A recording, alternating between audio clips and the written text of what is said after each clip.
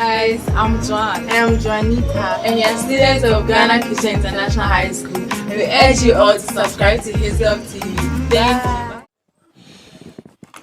you. Hello there. You're welcome once again to Reasserting TV.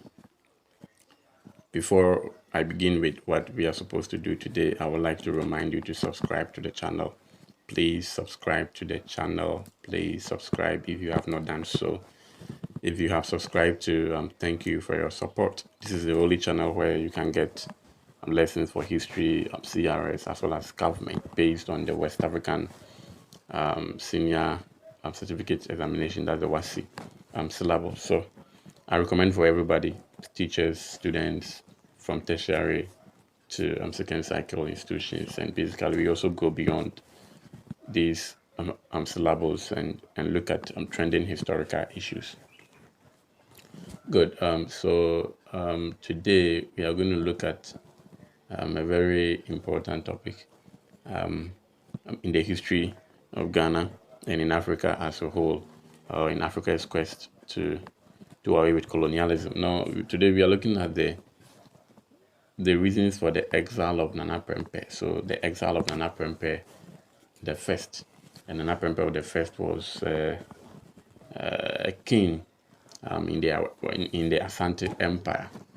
Okay, and so we are to look at the reasons for his exile, and we recall that one of the effects of the Anglo-Asante wars was the exile of Nana Prempeh the first. So let's take a look at the reasons for the exile of Nana Prempeh. As I've already indicated, Prempeh was a king in the Asante Empire. Now, highlight the reasons for the exile of Nana Prempeh, and this is going to be our lesson objectives for today. All right, highlight the reasons for the exile of Nana Prempeh the first. So let's go in there and look at that for ourselves. So, in our previous lessons, we looked at the Reasserting War and the treaty signed after the war, known as the Formana Treaty. So if you have not watched that video, go. I'll add the link in the description in this video. Go in there and go and watch that video. Yeah, that will help you to understand this one. Now, you recall that in that lesson, our previous lesson, we said that in the Formana Treaty, Asante was charged to pay 50,000 ounces of gold to the British. Now, that has an effect here. Let's look at. So, in the first place, one reason why Nana Prempeh was exiled was that he was charged with a breach of the Formana Treaty. Okay, with a breach means that after Kofi Kari and the Sagaranti War and the Treaty of Formana signed, the new king that came, Nana Prempeh, was accused of breaching the terms in the Formana Treaty. So I indicated in our former video, in our former lesson, that was going to be the basis of the British relation with the Asante. And so if there is any breach, it means that punishment would have to come up. So Nana Prempeh was charged of breaching that terms in the treaty. So what exactly was he doing? Now, what he started to do was that he started conquering the former vassal states whose independence had been granted by the Formana Treaty. Do you remember any of the vassal states whose independence had been granted? If you don't know, go and watch the terms in the Treaty of Formana. It's under this video. I will add the link in the description. One of the states were the Achim people. In that Treaty of Formana, Achim and Adansi and Dentra and Co were asked to be given their freedom. But then, when Nana Prempeh came, I don't know whether he was not familiar with the treaty or I don't know. But in November 1889, he wrote a letter to the British governor that he objected to the extension, of the British protection to Kwawu. You know, the the British at this time were, and this obviously was after the partition of Africa. So at this time they were in to take the land of the Gold Coast, and so they were extending their protections not only along the Gold Coast but also inland. Okay, and so when Nana Prempeh saw that the British were extending their protection inland to Kwewu Achim people, he wrote a letter to stop them. And you doing that would be considered as a breach because Kwewu or Ayachim area was supposed to be free under that treaty. Okay, good. And to even add to the breach, I also learned that that 50,000 ounces of gold that they were expected to pay, Asante was expected to pay, they could not pay. They didn't pay all, and that was also a reason. But let's look at another one. Again, Nana Prempeh also sent a delegation to the British governor on July 1890, all right, asking for the reassert of his sovereignty over the Asante state that had broken away from the empire. He also demanded that Asante's refugees must in the British colony in the Gold Coast must be brought back. Must be brought back. And there is a slight mistakes here. Forgive me for that. In the British colony must be brought back. So Asante's refugees in the British colony must be brought back. You recall also that in our previous video on the reasons for the Anglo-Asante wars, one of the reasons was that the British were harboring certain Asante refugees, all right, who had committed crime in Asante, and then they will run away to the British for protection. And one of them was Kwesi Jani, you remember him, who found the gold nugget and all of that. So, I mean, Prempeh doing all this would certainly bring the wrath of the British on him. Okay, let's take a look at more of the reasons for his exile. Besides, Nana Prempeh also made a direct appeal. All right, Nana Prempeh also made a direct appeal to Dwabin and then Kokofu people who had crossed the Pra River to resettle there, to return home. And this method almost succeeded in reuniting metropolitan Asante.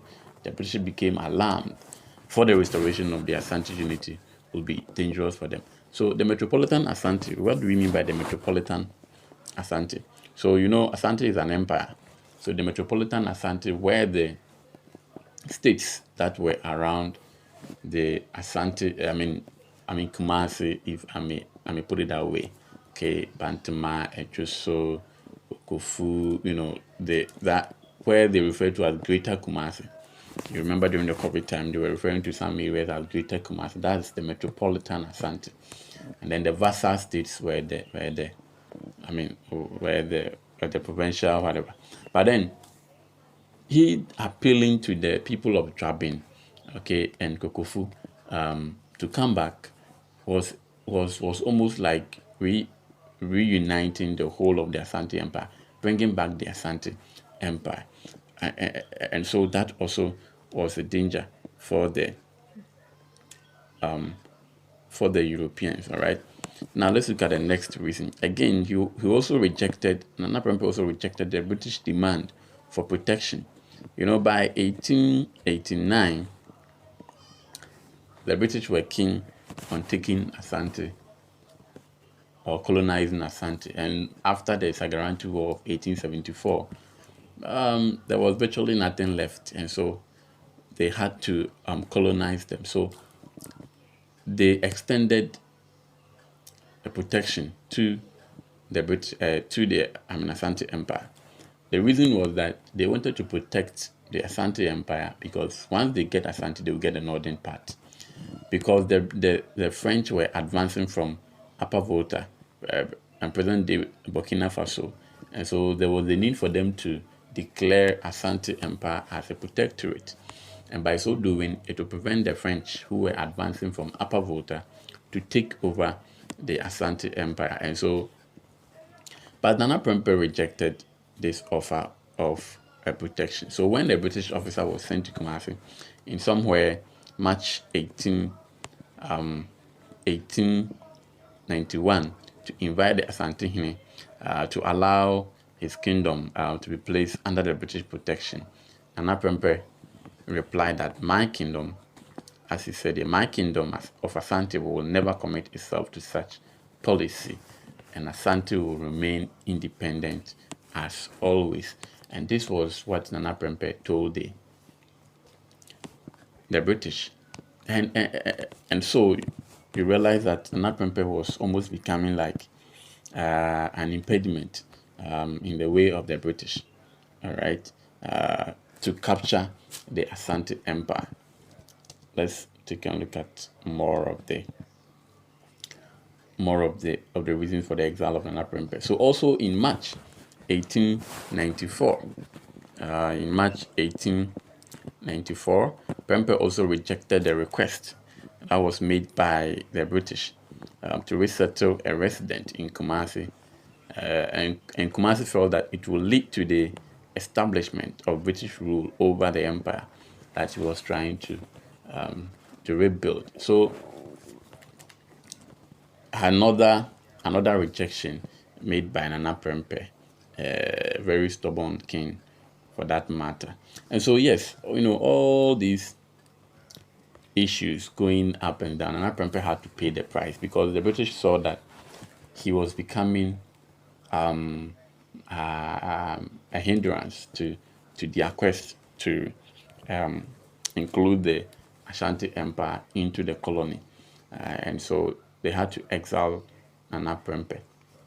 So at the time that Nana Prempeh had ascended to the throne as the Asantehene, the Ashanti Empire was almost collapsing, and so I'm sure that was the reason why he tried to bring back the empire, to rebuild it. But the British at this point too, after the Berlin Conference of 1888, were actually not going to leave any stone unturned because they had to occupy and establish a form of government. That was the principle of effective occupation, to actually establish a form of government over there. So they needed the Asante Empire badly, and so it's just unfortunate that the ideas of Prempeh and that of the British, were just at the opposite direction. So Nana Prempeh had to face an arrest. So what happened was that Nana Prempeh was arrested, and then he was exiled by the British. And I read a book by, forgotten the author. He's a very popular author. He described the arrest of Nana Prempeh very, very well. What happened was that, actually, look at the images here. Look at the, where is my cursor? The down image. Okay. So this one. So this is a diagram also which illustrated Nana Prempeh was bowing down to Sir Maxwell. Right, so this is Sir Maxwell. This is Nana Prempeh over here. Nana Prempeh over here. All right, can you see it? Sorry for my marker. Nana Prempeh is here, and Sir Maxwell is here, and you can see him bowing down to Sir Maxwell. So yes, Nana Prempeh was actually humiliated at the Durbar. He was actually humiliated at the Durbar by Sir Maxwell. He was asked to kiss the feet of Sir Maxwell. Okay, and it was very, very sad. So after that humiliation, Nana Prempeh was exiled. He was first sent to the Elmina Castle, because now Elmina Castle now belonged to the British. So he was sent to the Elmina Castle in 1897, and then he was later sent to Freetown in Sierra Leone, and then finally he was sent to Seychelles Island, where he arrived on the 11th of September 1900, Nana Prempeh arrived in the Seychelles island. And the image you see here, this is the image that this is Nana Prempeh in the ship, on board the ship to the Seychelles island. This is Nana Prempeh over there. And the image in the middle here is a picture I'm taking when Nana Prempeh was in exile in Seychelles Island. He didn't go there alone. He went there with himself. About 14 chiefs were also taking 13 women, 13 children, as well as 12 attendants were also added to Nana Prempeh to the Seychelles Island. So you can imagine the number of, or the population, or the Asante population in the Seychelles Island. So yes, I think these were the reasons that made the British to exile Nana Prempeh. But like I said, all these activities of the British had the backing of the Berlin Conference, and so at this time they were keen on taking the Ashanti Empire, and so they would not tolerate anybody or anything that will stand their way. And so yes, Nana Prempeh was captured once Asantehene was made to kiss the feet of Sir Maxwell. And yes, so I think that is that. Thank you very much for your time. Please subscribe to the channel if you have not done so. And if you TV, first among equals. Bye.